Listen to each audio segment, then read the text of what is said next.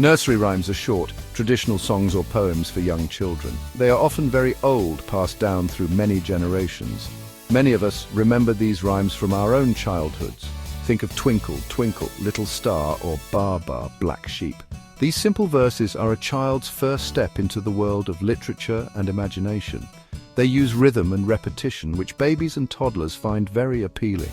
These rhymes create a special bond between the adults sharing them and the child listening. It is a world filled with talking animals, falling eggs, and jumping cows. These rhymes are much more than just silly songs. They are tiny packages of culture, history, and language. They often have a musical quality, making them easy to remember and recite. This musicality helps children to develop an ear for language. Even before a child can speak, they can enjoy the sounds and patterns in nursery rhymes. The actions that often go with rhymes, like clapping hands for pat a cake, also help children learn. These rhymes form a shared heritage, connecting children across different times and places. They are truly a foundational part of early childhood experiences globally. The term nursery rhyme itself tells us about their traditional setting. They were rhymes told or sung in the nursery, the children's room. In England, they were sometimes called Mother Goose rhymes. This name became popular after a collection of French fairy tales and rhymes was published. The character of Mother Goose is often imagined as a kind, grandmotherly figure. She is the storyteller, the keeper of these ancient verses. These rhymes are a gentle introduction to storytelling and poetic forms for the very young, setting a foundation for a lifelong love of stories and songs. So what makes these little verses so special and lasting? It is their simplicity, their rhythm, and their connection to our earliest memories.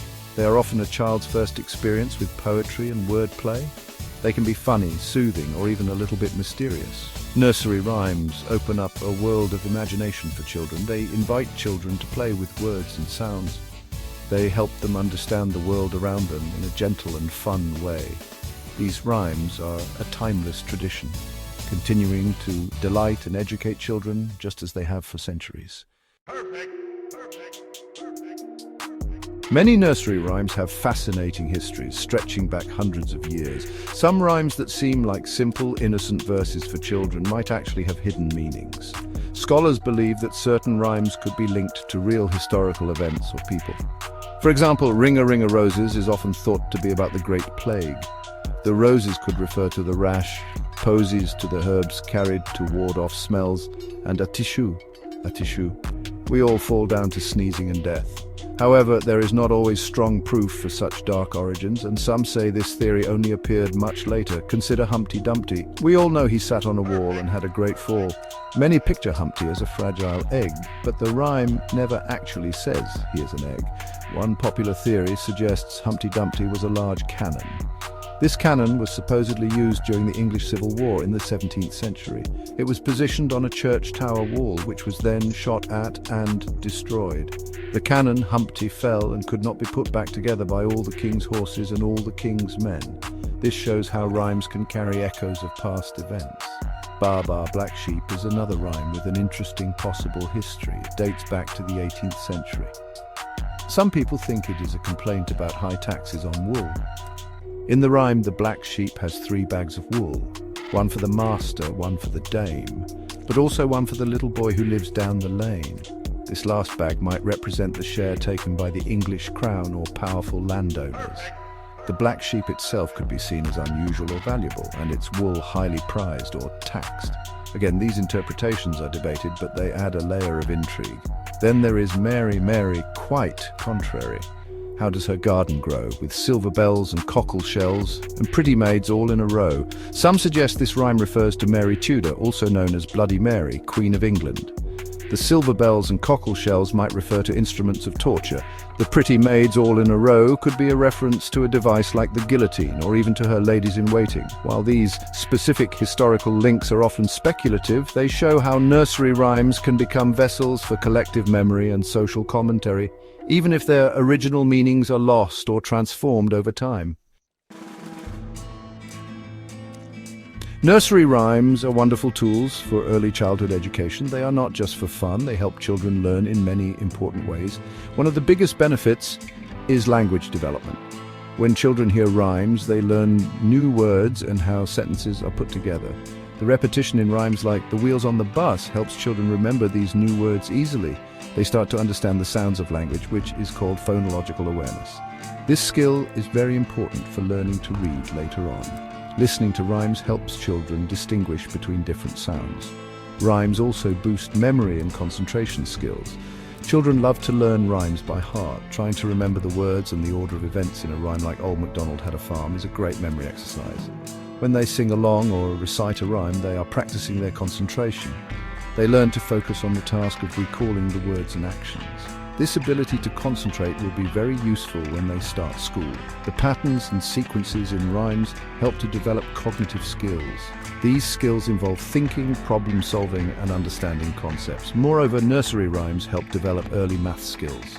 Many rhymes include numbers and counting. Think of 1, 2, buckle my shoe, or 5 little ducks. These rhymes introduce children to numbers in a playful way. They learn to count forwards and sometimes backwards. They also learn basic concepts like size, big, small, and quantity, more or less.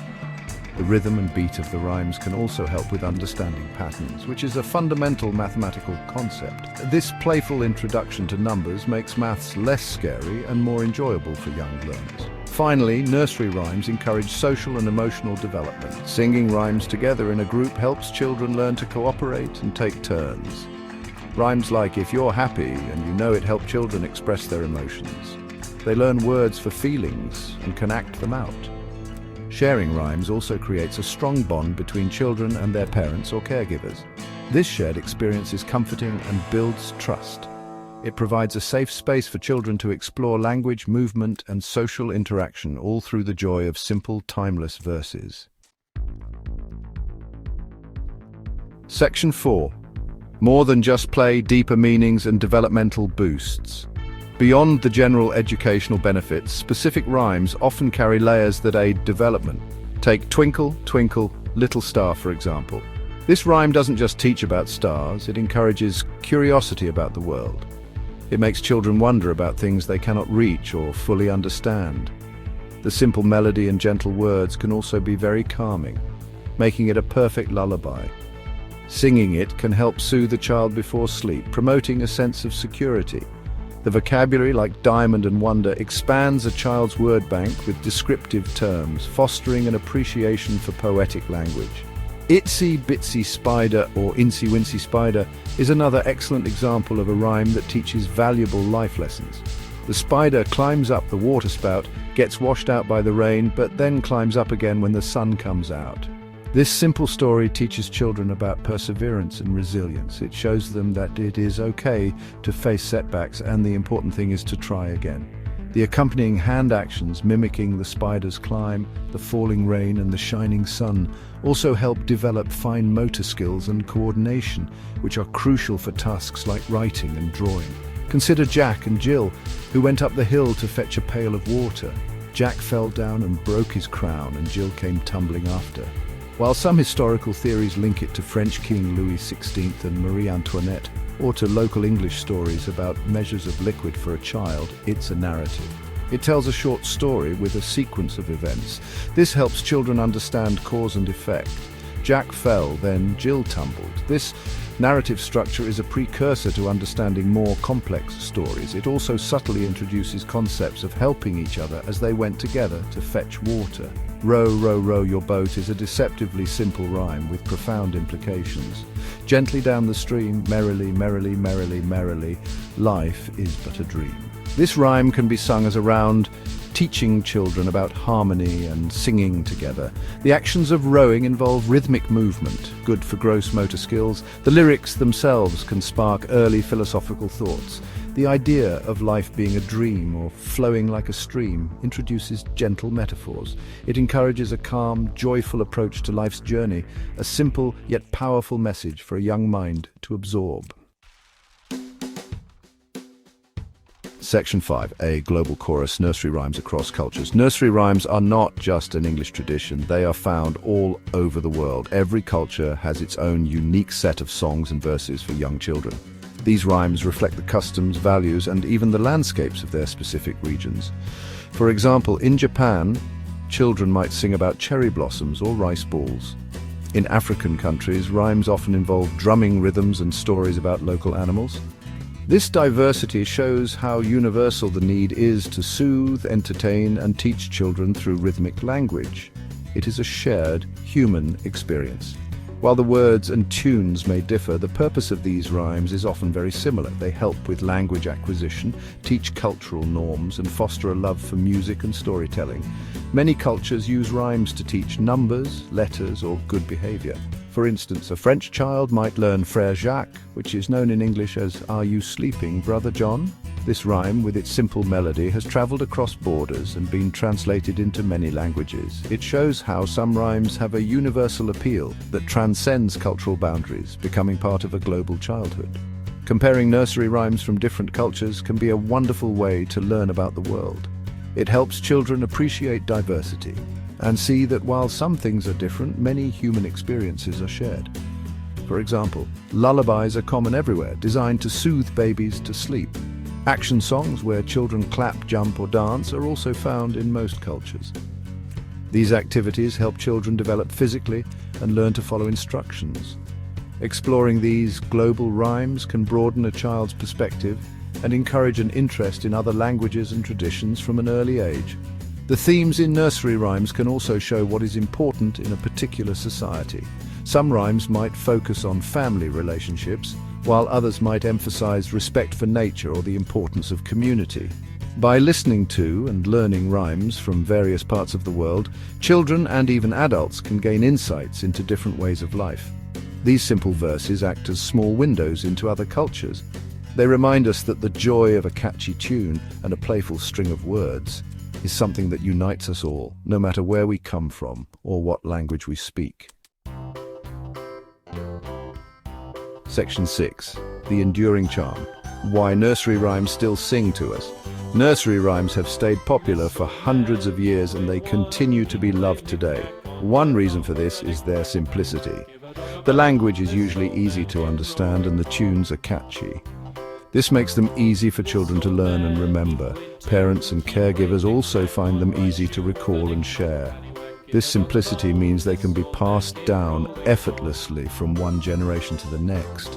They are often a child's first introduction to poetry and music, creating a foundation that lasts a lifetime.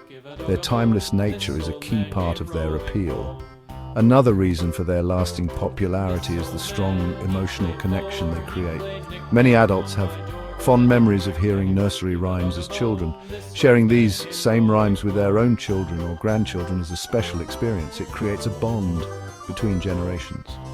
This shared cultural heritage makes us feel connected to the past. The comfort and nostalgia associated with nursery rhymes are powerful. They evoke feelings of warmth, security, and the innocence of childhood. These positive associations ensure their continued presence in family life. The educational benefits of nursery rhymes also contribute to their relevance. As we have seen, they help children develop language skills, memory, and even early maths concepts. Parents and educators recognize the value of rhymes in early childhood development. They are a fun and engaging way to learn. In a world full of complex technology, the simple power of a nursery rhyme still holds strong. They offer a break from screens and encourage direct human interaction, which is vital for a child's growth. Their role in learning makes them indispensable. Finally, nursery rhymes endure because they are adaptable and fun. They can be sung, chanted, or acted out. Children love the playful nature of rhymes, the silly characters, and the often nonsensical stories. This sense of playfulness sparks imagination and creativity.